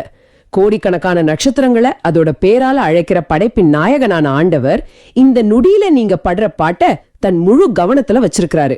ஆஹா, இங்க அனாதை இல்ல, ஆண்டவரால ஆழமா கவனிக்கப்படுபவர். அந்த ஒரு தெளிவு கிடைச்சிட்டா போதும், தனிமை அப்படிங்கிற இருள் தானாவே விலகிடும். சரி, மனிதன் தூசுக்கு சமமானவன்னாலும் ஆண்டவர் அவனுக்கு இவ்வளவு முக்கியத்துவம் கொடுக்கறாருன்னு நம்ம பார்த்தோம். ஆமா, இப்போ நம்ம அடுத்த கட்டத்துக்கு போவோம். 5ஆம் வசனம் ஒரு மிகப்பெரிய கோஷணையை செய்யுது. ஆயினும் அவர்களை கடவுளாகிய உமக்கு சற்றே சிறியவராக்கியுள்ளீர், மாட்சியையும் மேன்மையையும் அவர்களுக்கு முடியாக சூட்டியுள்ளீர் அப்படின்னு இருக்கு. இங்க நாம இன்னைக்கு இருக்கிற சமுதாயத்தோட யதார்த்த நிலையை கொஞ்சம் பேசணும். சொல்லுங்க. இந்த வசனம் என்ன சொல்லுதுன்னா, நாம பிறக்கும் போதே மாட்சியும் மேன்மையும் ஒரு கிரீடமா ஒரு முடியா நமக்கு சூட்டப்பட்டிருக்குன்னு சொல்லுது. ஆனா இந்த உலகம் இதை நம்புதா? கண்டிப்பா இல்லையே. இன்னைக்கு ஒரு மனிதனோட மாண்பு, அவரோட மதிப்பை எப்படி அளக்குறாங்க? அவரோட பேங்க் பேலன்ஸ் இவ்வளோ இருக்கு, அவர் என்ன கார்ல வந்து இறங்குறாரு, இல்லைன்னா சமூக வலைத்தளங்கள்ல அவருக்கு எத்தனை லைக்ஸ் கிடைக்குது, இதை வச்சுதானே சமுதாயம் மதிக்கிறது. ரொம்ப கசப்பான உண்மை இது. ஒருத்தருக்கு திடீர்னு வேலை போயிட்டா அடுத்த நிமிஷமே அவரோட மதிப்பு பூஜ்யமாகிடுது. சொந்த உறவினர்களே அவங்கள தரக்குறைவா பார்க்க ஆரம்பிக்கிறாங்க. நடக்குது. இப்படிப்பட்ட ஒரு கொடூரமான சமூக அமைப்புல வாழ்ந்துட்டு இருக்கிற ஒருத்தர்கிட்ட போய் உனக்கு மாட்சியும் மேன்மையும் சூட்டப்பட்டிருக்குன்னு சொன்னா அது வெறும் வார்த்தை ஜால மாதிரி தோணாதா? இந்த முரண்பாட்டை நம்ம எப்படி எதிர்கொள்றது? இது இன்றைய காலத்தோட மிக முக்கியமான வழி. உலகம் ஒரு மனிதனோட மாண்பை ஒரு விலைப்பட்டியெல்லாம் அடைச்சு வச்சிருச்சு. கரெக்ட். நீங்க சாதிச்சா, நிறைய சம்பாதிச்சா உங்களுக்கு மதிப்பு, இல்லனா உங்களை யாரும் சீண்ட மாட்டாங்க அப்படிங்கிற ஒரு மாயைய சமூகம் கட்டமைச்சு வச்சிருக்கு. ஆனா திருப்பாடல் 8ஆம் அதிகாரம் அது ஆணித்தரமா உடைச்சு எரியுது. எப்படி? சற்றே சிறியவர் ஆக்கியுள்ளீர் அப்படிங்கிற வார்த்தைகள் சாதாரணமானதில்ல. ஆண்டவருக்கு அடுத்தபடியா ஒரு உன்னதமான நிலைய மனிதனுக்கு அவர் கொடுக்கிறாரு. ஓ, ஆண்டவருக்கு அடுத்தபடியான நிலை. ஆமா, இதோட மையக்கருத்து என்னன்னா, உங்களுடைய மாண்பு, உங்களுடைய மதிப்பு அப்படிங்கிறது உங்களால் சம்பாதிக்கப்பட்டது கிடையாது. அதாவது நம்மோட உழைப்பால வந்தது இல்லைன்னு சொல்றீங்க? கண்டிப்பா. உங்க படிப்பு, பணம், அந்தஸ்து, இல்லனா அந்த லைக்ஸ், இதை எதை வச்சும் நீங்க இந்த மாண்பை விலைக்கு வாங்க முடியாது. அது ஆண்டவரால உங்களுக்கு பிறப்பிலேயே இலவசமா கொடுக்கப்பட்ட ஒரு பரிசு. வாவ். உங்க தலையில சூட்டப்பட்டிருக்கிற அந்த மாட்சிமை அப்படிங்கிற முடிய இந்த உலகம் உங்களுக்கு கொடுக்கவும் இல்ல, அதனால அதை உங்ககிட்ட இருந்து பிடுங்கவும் முடியாது. சொந்த குடும்பத்திலேயே கணவனாலேயோ மனைவியாலேயோ நிராகரிக்கப்பட்டிருக்கலாம். அப்போ அவங்க தலையில இருக்கிற இந்த கண்ணுக்கு தெரியாத முடி அவங்கள அந்த அவமானத்துல இருந்து காப்பாத்துமா? இது அவங்க எப்படி நடைமுறையில செயல்படுத்துறது? மிக அருமையான, ரொம்ப பிராக்டிக்கலான கேள்வி இது. அந்த முடி உங்களை அவமானங்கள்ல இருந்தோ வலிகள்ல இருந்தோ ஒரு கேடைய மாதிரி தடுத்து காப்பாத்தாது. ஓ, காப்பாத்தாதா? அப்புறம் அதோட பயன் என்ன? ஆனா அந்த அவமானங்கள் உங்களை யாருன்னு வரையறை செய்யாம அந்த முடி உங்களை காப்பாத்தும். ஓஹோ, புரியுது. அதாவது ஒரு அரசனோட தலையில இருக்கிற கிரீடத்தை எடுத்து மறைச்சு வச்சுட்டு அவரை ஒரு சேத்துல தள்ளுனாலும் அவர் அரசன் தானே. ஆமா, அரசன் அரசன் தான். அதே மாதிரிதான் மேலதிகாரி உங்களை அவமதிக்கும் போது உங்களுக்குள்ள இருக்கிற அந்த தாழ்வு மனப்பான்மை தலை தூக்கும். நான் எதற்கும் லாயக்கற்றவன் அப்படின்னு மனம் சொல்லும். அந்த நொடியில என் மதிப்பு இந்த மேலதிகாரியோட வார்த்தைகள்ல இல்ல, என் மதிப்பு ஆண்டவர் எனக்கு சூட்டியுள்ள மாட்சி மேல இருக்குன்னு நீங்க உணரணும். ஆஹா, ரொம்ப ஆழமான உண்மை இது. இது ஒரு மனப்பயிற்சி. உங்க மாண்பு யாரும் ஒருத்தர் உங்களை எப்படி நடத்துறாங்க அப்படிங்கறத பொறுத்தது இல்லைன்னு நீங்க ஆழமா புரிஞ்சுக்கும் போது அந்த அவமானங்கள் உங்க இதயத்தை தொலைக்காம கடந்து போயிடும். ஆமா, நாம ஒருத்தரோட அங்கீகாரத்துக்காக கெஞ்ச வேண்டிய அவசியமே இல்ல. கண்டிப்பா. நீங்க உங்களுக்கு ஆண்டவர் கொடுத்திருக்கிற அந்த மேன்மையான அடையாளத்திலிருந்து செயல்பட தொடங்குவீங்க. அது நிஜமாவே ஒரு மிகப்பெரிய விடுதலை கொடுக்கிற சிந்தனை. என் மதிப்பு வெளியிலிருந்து வர்றதில்ல, அது ஏற்கனவே எனக்குள்ள ஆண்டவரால நிரப்பப்பட்டிருக்குன்னு உணர்றது எவ்வளவு பெரிய நிம்மதி. ரொம்ப பெரிய நிம்மதி. சரி, நமக்கு மாண்மையும் மாட்சியும் சூட்டப்பட்டிருக்கு. நாமே இந்த பிரபஞ்சத்துல ஆண்டவருக்கு ரொம்ப ஸ்பெஷலானவங்கன்னு பார்த்துட்டோம். ஆனா இந்த கிரீடம் வெறும் அலங்காரத்துக்காக கொடுக்கப்பட்டதில்ல, அதுக்கு பின்னாடி ஒரு மிகப்பெரிய பொறுப்பு இருக்குன்னு அடுத்த வசனங்கள் சுட்டி காட்டுது.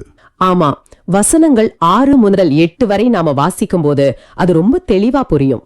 உமது கை படைத்தவற்றை அவர்கள் ஆளும்படி செய்துள்ளீர், எல்லாவற்றையும் அவர்கள் பாதங்களுக்கு கீழ்ப்படுத்தியுள்ளீர் அப்படின்னு திருப்பாடல் ஆசிரியர் சொல்றாரு. இங்கேதான் எனக்கு ஒரு சந்தேகம் வருது. என்ன சந்தேகம்? மனிதன் எல்லாத்தையும் ஆளும்படி ஆண்டவர் செஞ்சார்னா இது மனிதனுக்கு கொடுக்கப்பட்ட ஒரு லைசன்ஸ் தானா? லைசன்ஸ்னா எந்த மாதிரி சொல்றீங்க? அதாவது ஏன் சுயநலத்துக்காக நான் காடுகளை அழிப்பேன், தொழிற்சாலை கழிவுகளை நதிகள்ல கலப்பேன், விலங்குகளை என் இஷ்டத்துக்கு வேட்டையாடுவேன், எல்லா அதிகாரத்தையும் ஆண்டவர் நமக்கு கொடுத்துட்டாரா? ஐயையோ, நிச்சயமா அப்படி கிடையாது. இந்த ஆளுதல் அப்படிங்கிற வார்த்தையை நம்ம ரொம்ப கொடூரமா பிழையா புரிஞ்சுக்கிட்டோம்னு எனக்கு தோணுது. நீங்க சரியா புடிச்சிட்டீங்க. நம்ம ஆளுதல் அப்படிங்கிற வார்த்தைய ஒரு சர்வாதிகாரியோட மனநிலையில இருந்து புரிஞ்சு வச்சிருக்கோம். ஓ, சர்வாதிகாரம் இல்லையா அது? இல்லவே இல்ல. விவிலிய பின்னணியில ஆண்டவர் கொடுக்கிற ஆளுதல் அப்படிங்கிறது சர்வாதிகாரம் கிடையாது. அது பொறுப்பான பராமரிப்பு. பொறுப்பான பராமரிப்பு, அதாவது ஸ்டூவர்ட்ஷிப்னு சொல்லுவாங்களே, அதுவா? அதேதான். ஒரு நல்ல அரசன் தன் மக்களை எப்படி ஆளணும்? தன் சுயலாபத்துக்காக அவங்கள சுரண்டது அரசாட்சியா? ஒரு பொதும் கிடையாது. கண்டிப்பா கிடையாது. மக்களை பாதுகாக்கணும். ஆமா, மக்களை தன் சொந்த குழந்தைகள் போல பாதுகாத்து அவங்க நல்வாழ்வுக்காக தன் உயிரையும் கொடுக்க தயாரா இருக்கிறது தான் உண்மையான அரசாட்சி. அதே போலத்தான் ஆண்டவர் இந்த ஒட்டுமொத்த படைப்பையும் மனிதன்கிட்ட ஒப்படைச்சு, நான் என் படைப்புகளை எப்படி அன்போடும் கருணையோடும் பராமரிக்கிறேனோ அதே போல நீயும் இந்த பூமியில என் பிரதிநிதியா இருந்து இதை பராமரிக்கணும் தான் பொறுப்பை கொடுத்தாரு. ஆனா நாம அதுக்கு நேர்மாறா செஞ்சுட்டு இருக்கோமே. ஆமா, இன்னைக்கு நாம பருவநிலை மாற்றம், காடழிப்பு, பிளாஸ்டிக் கழிவுகளால கடலை மூச்சு திணற செய்யறதுன்னு இயற்கையை அழிச்சிட்டு இருக்கோம். இயற்கையை நாம பாதுகாக்க தவறினா நம்ம தலையில இருக்கிற அந்த மாட்சிமை அப்படிங்கிற முடிக்கு நாம தகுதியற்றவங்களா மாறிடுறோம். ரொம்ப சரியான பாயிண்ட். ஆனா இந்த பொறுப்பான பராமரிப்பு அப்படிங்கறத வெறும் மரம், செடி, கொடி, விலங்குகளோட மட்டும் நாம சுருக்கிடக்கூடாதுன்னு நான் நினைக்கிறேன். கண்டிப்பா. வேற எங்கெல்லாம் இது பொருந்தும்னு நீங்க நினைக்கிறீங்க? இத நம்மளோட அன்றாட பிழைப்புக்கும் நம்மளை சுத்தி இருக்கிற மனிதர்களுக்கும் கூட போத்தி பார்க்க முடியும் இல்லையா? ஏன்னா நாம இயற்கையை மட்டும் சுரண்டல, சக மனிதர்களையும் அதிகாரத்தால சுரண்டறோம். மிகச்சரியா சொன்னீங்க. இந்த ஆளுதல் அப்படிங்கிறது நம்ம வீட்டோட வரவேற்பறையில இருந்து தொடங்குது. நம்ம வீட்ல இருந்தா? ஆமா, ஆண்டவர் உங்ககிட்ட எதை ஒப்படைச்சிருக்காரு? உங்க குடும்பம், உங்க வாழ்க்கை துணை, உங்க குழந்தைங்க, நீங்க வேலை செய்யற இடத்துல உங்களுக்கு கீழ் வேலை பார்க்கிற பணியாளர்கள், இவங்க எல்லாருமே உங்களோட பொறுப்பான பராமரிப்புக்காக உங்ககிட்ட ஒப்படைக்கப்பட்ட படைப்புகள் தான். வாவ், ரொம்ப ஆழமான பார்வை இது. ஒரு கணவன் தன் மனைவியோட உணர்வுகளை மதிக்காம அதிகாரம் செலுத்துறதோ, இல்ல ஒரு முதலாளி தன் தொழிலாளியோட உழைப்ப சுரண்டி அவரை அடிமை போல நடத்துறதோ விவிலியம் சொல்ற ஆளுதல் கிடையாது. அது அழிவு. ஆமா, அது வெறும் சர்வாதிகாரம் தான். நம்ம கிட்ட ஒப்படைக்கப்பட்ட எல்லாத்தையும் நம்ம அதிகாரத்தால இல்ல, அன்பால ஆள வேண்டும். ஒரு செடிக்கு எப்படி தண்ணி ஊத்தி அது வளர்றத பார்த்து ரசிக்கிறோமோ அது போல நம்மள சுத்தி இருக்கிற மனிதர்கள் தங்களோட வாழ்வுல வளர்றதுக்கும் மலர்றதுக்கும் நம்ம ஒரு கருவியா இருக்கணும். நம்ம பராமரிப்புல இருக்கிற ஒருத்தர் கண்ணீர் விட்டா அது நம்மளோட ஆளுமையோட தோல்வி. அதுதான் இந்த வசனங்கள் நமக்கு கொடுக்கிற மிகப்பெரிய அழைப்பு மற்றும் பொறுப்பு. அதிகாரத்தால இல்ல, அன்பால ஆளணும். இது எவ்வளவு பெரிய பொறுப்பு. நாம ஒரு எளிய வேலையாள் மாதிரி இருந்தாலும் ஆண்டவர் நம்மள நம்பி ஒரு சின்னஞ்சிறிய உலகத்தை நம்ம கைகள் ஒப்படைச்சிருக்கிறாரு. உண்மைதான். அது ஒரு குடும்பமா இருக்கலாம், ஒரு சிறு தொழிலா இருக்கலாம். அதை நாம ஒரு சர்வாதிகாரியா இல்லாம ஒரு அன்பான பாதுகாவலனா பராமரிக்கணும். இந்த புரிதல் நம்ம அன்றாட வாழ்க்கையோட ஒவ்வொரு செயலையும் ஒரு புனிதமான செயலா மாத்திடுது. கண்டிப்பா. சரி, நாம பார்த்தோம், மனிதர்கள் ஒவ்வொருவரும் ஆண்டவரால மாட்சியும் மேன்மையும் சூட்டப்பட்டவர்கள் அப்படின்னு. நீங்க இன்னைக்கு வீட்டை விட்டு வெளியே போறீங்க, பல மனிதர்களை சந்திக்கிறீங்க. அது உங்க குடும்ப உறுப்பினரா இருக்கலாம், பேருந்துல உண்டி தள்ளுற கூட்டமா இருக்கலாம், உங்களோட வேலை பார்க்கறவங்களா இருக்கலாம், இல்ல ரொம்ப முக்கியமா உங்களுக்கு துளியும் பிடிக்காத உங்களுக்கு தீங்கு செஞ்ச ஒரு நபரா கூட இருக்கலாம். ஆமா, அப்படிப்பட்டவங்களை பார்க்கும்போது நமக்கு கோபம் தான் வரும். ஆனா இப்போ ஒரு நிமிஷம் சிந்திச்சு பாருங்க, நீங்க சந்திக்கிற ஒவ்வொரு மனிதரோட தலையிலையும் அவர் உங்களுக்கு பிடிக்காதவராவே இருந்தாலும் சரி, ஆண்டவர் தன் கைகளால் சூட்டிய அந்த மாட்சிமை என்னும் முடி இருக்கிறத நீங்க உண்மையிலே உங்க கண்களால காண முடிஞ்சா அவங்கள நீங்க எப்படி நடத்துவீங்க? ஆஹா, அவங்க மேல உங்களுக்கு கோபம் வந்தாலும் அவங்கள நீங்க அவமதிப்பீங்களா? இல்ல அவங்க முதுகுக்கு பின்னாடி அவங்கள பத்தி புறம் பேசுவீங்களா? கண்டிப்பா மாட்டோம். ஒவ்வொருத்தருக்குள்ளேயும் இருக்கிற அந்த ஆண்டவரோட சாயலையும் மாண்பையும் நம்ம பார்க்க தொடங்கிட்டா நம்ம மத்தவங்கள பார்க்கிற விதமும் இந்த உலகமும் முற்றிலும் அன்பால மாறிடும் இல்லையா? இத சற்று ஆழமா சிந்திச்சு பாருங்க. ஆண்டவர் சூட்டிய மாட்சிமை என்னும் முடி எனக்கு பிடிக்காதவர் தலையிலேயே இருக்குன்னு உணர்றது, இது உண்மையிலேயே நம்மளோட பார்வையை முற்றிலும் தலைகீழா மாத்தக்கூடிய ரொம்ப சவாலான அதே சமயம் ஆழமான சிந்தனை.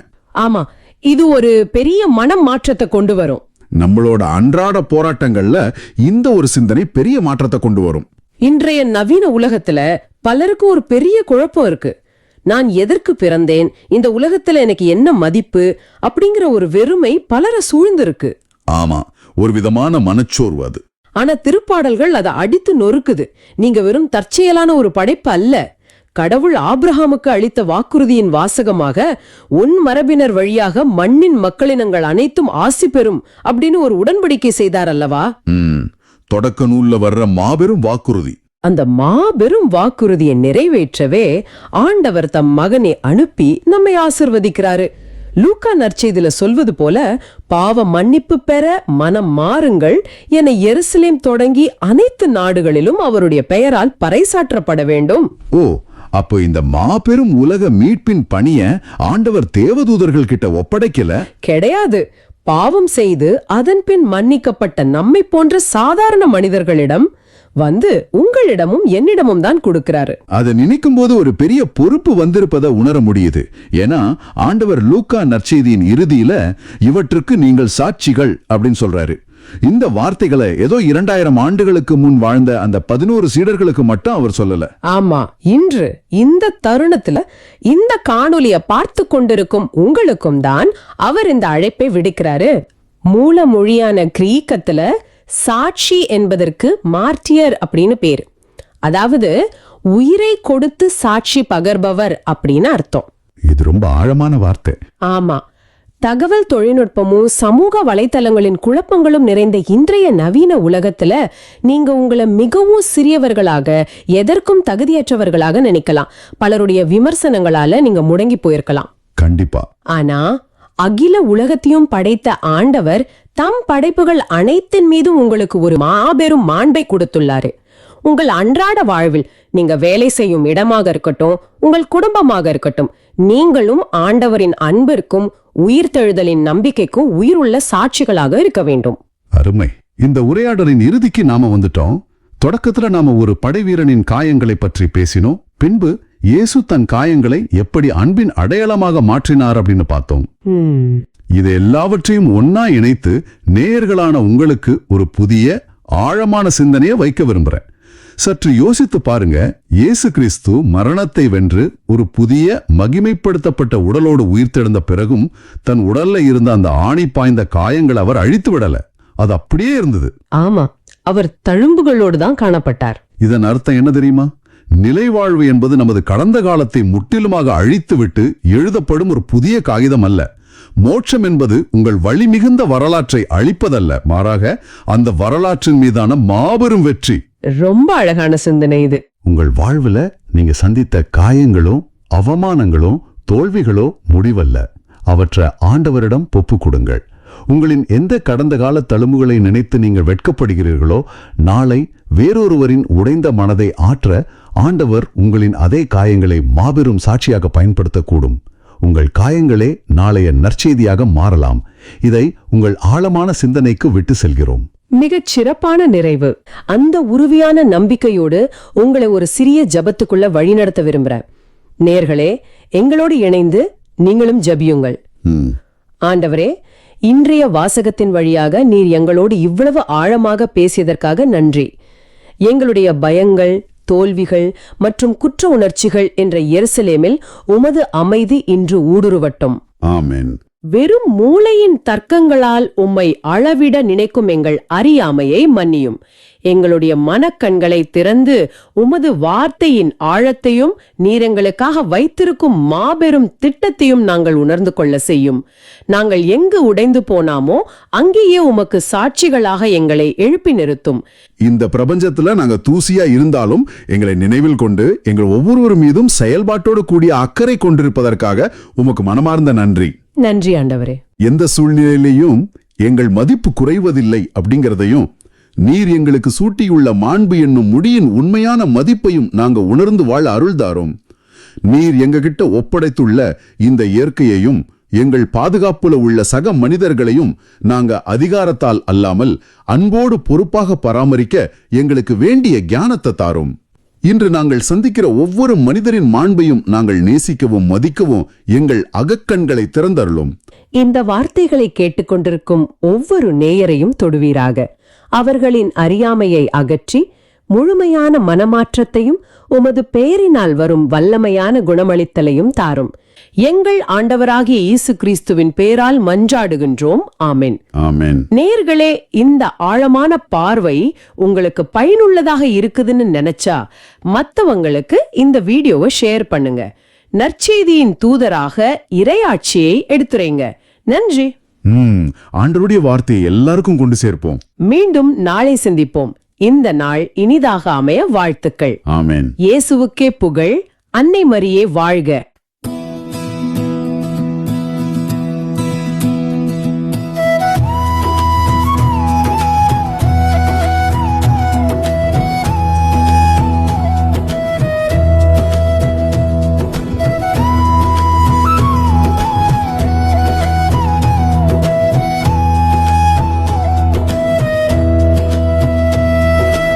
ஆண்டவரை தேடுவோரின் இதயம் அக்களிப்பதாக. ஆண்டவரை தேடுவோரின் இதயம் அக்களிப்பதாக.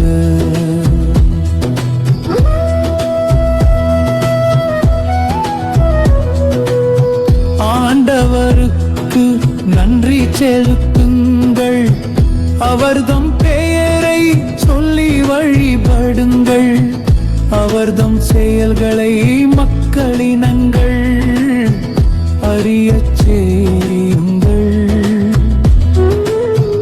அவருக்கு பாடல் பாடுங்கள், அவரை புகழ்ந்தேத்துங்கள். அவர்தம் வியத்தகு செயல்கள்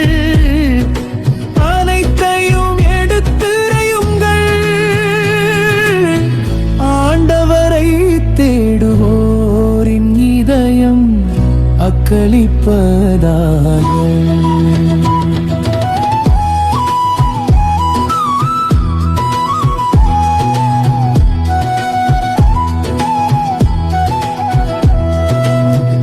அவர்தம் திருப்பெயரை மாட்சிப்படுத்துங்கள்.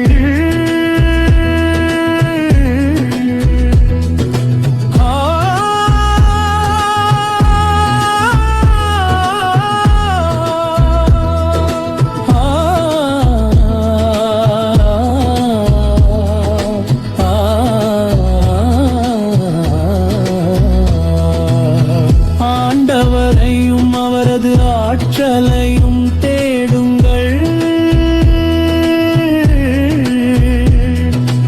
அவரது திருமுகத்தை இடையராது நாடுங்கள். ஆண்டவரை தேடுவோரின் இதயம் அக்களிப்பதாக.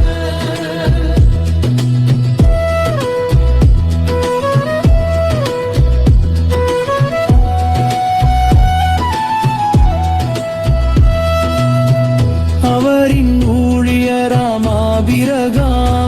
வழிமரபே, அவர் தேர்ந்து கொண்ட யாக்கோபின் பிள்ளைகளே, அவரே நம் கடவுளாகிய ஆண்டவர். அவரின் நீதி தீர்ப்புகள் உலகம் அனைத்திற்கும் உரியன. ஆண்டவரை தேடுவோரின் இதயம் அக்களிப்பதாக.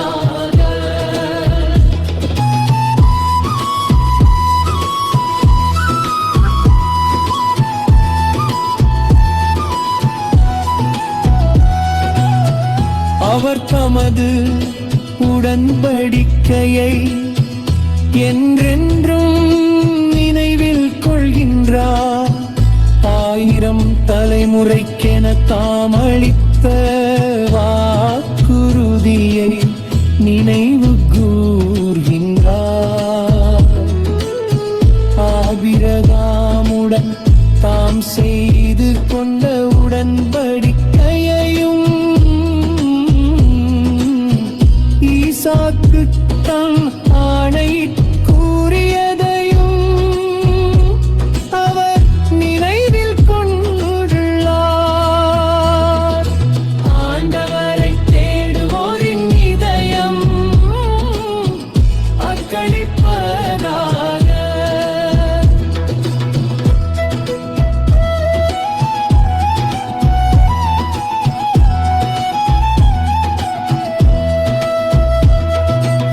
ஆண்டவரை தேடுவோரின் இதயம்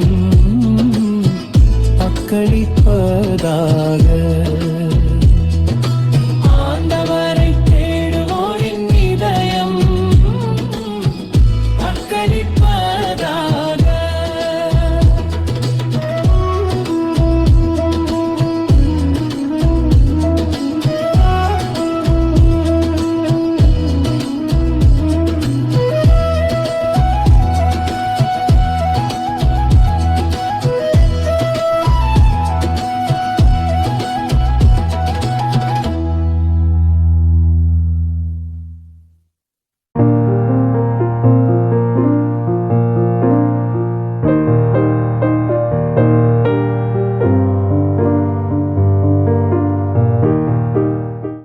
நீங்கள் காண்பவற்றை காணும் வாய்ப்பை பெற்றோர் பேறு பெற்றோர். ஏனெனில் பல இறைவாக்கினர்களும் அரசர்களும் நீங்கள் காண்பவற்றை காண விரும்பினார்கள், ஆனால் அவர்கள் காணவில்லை. நீங்கள் கேட்பவற்றை கேட்க விரும்பினார்கள், ஆனால் அவர்கள் கேட்கவில்லை என நான் உங்களுக்கு சொல்கிறேன்.